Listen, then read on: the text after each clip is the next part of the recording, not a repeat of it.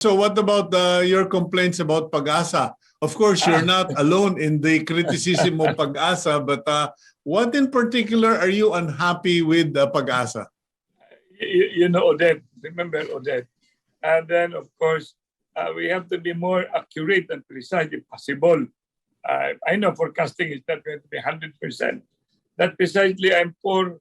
If and when local government unit has the money, we will make our own forecasting institution. How would that help? It will help because we will also be connecting definitely with reliable forecasting agencies and do what we call connectivity and sharing and interacting so that we will know exactly what's the real situation of the weather.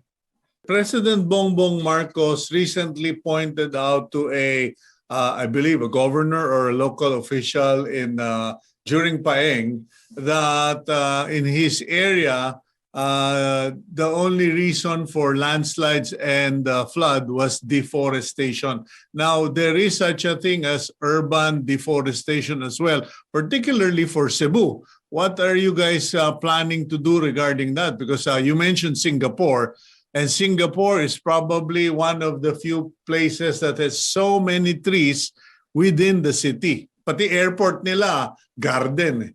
That's right. We are pursuing greening Cebu City, part of the Singapore like Cebu City. And that precisely, I have here a copy, Cito, which I have signed, Oplan Likay Landslide. And this particular document highlighted on even earthquake movement, then the so-called denuding the forest, and practically focusing now on reforestation. And in fact, the trees that has been started by the mayor before, which 3 million, I already have made a statement that we must pursue again a tree planting about a week or 2 weeks ago in honor of the mayor, Mayor Edgardo Corina Labella. And then all our agencies, Cito, we have to be in business because we cannot allow houses in cards falling in due time. We have to make a stop. That's why this is quarrying is temporarily suspended.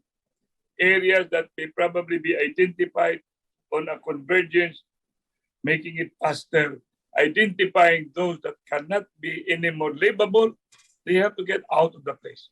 Have you guys identified the unstable areas, the red zones? We were just talking to the one of the founders of Project NOAA, and he pointed out that there are so many places in the Philippines where they already did studies, and they said these are red zones, unstable areas, but people still continue building in them. What about Cebu? What's the game plan?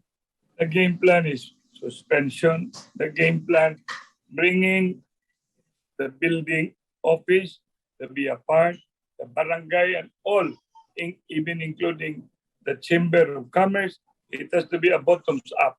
And of course, among others, really we have to stop or moratorium on building because 30 barangays, Cito, and that comprise the whole mountain barangays, are already being identified 10 years ago, that somehow is in danger zone, susceptible for, we call it landslide.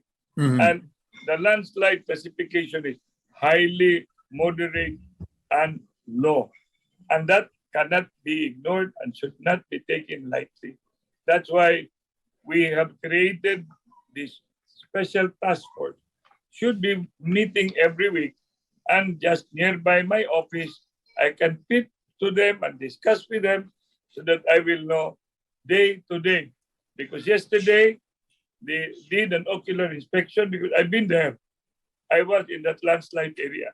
And the most important thing right now is trucks that are heavy should not pass. Rerouting has to be resorted to, and perhaps later we will have to sit down again for preemptive evacuation.